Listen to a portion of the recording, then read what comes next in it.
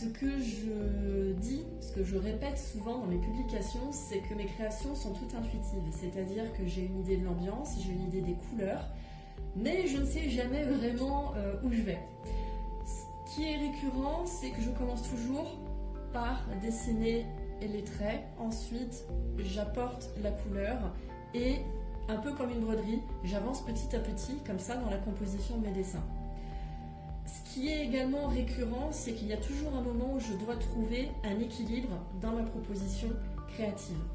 Ici, on voit que l'arbre part vers la droite, ensuite il a tendance à aller vers la gauche. On voit bien que voilà, j'ai un peu plus chargé sur ce côté-là en commençant à sortir un petit peu du cadre.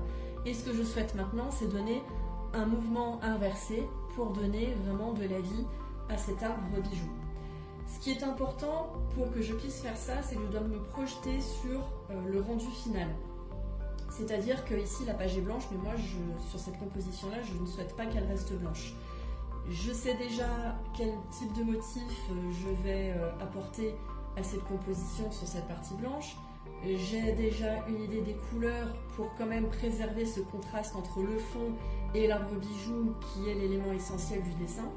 Et l'ensemble doit former une harmonie. Ça, c'est impératif et c'est le point commun de toutes mes créations, c'est qu'au final, il doit y avoir une harmonie pour que ce soit agréable et que chacun puisse y lire l'histoire qu'il a envie d'y voir.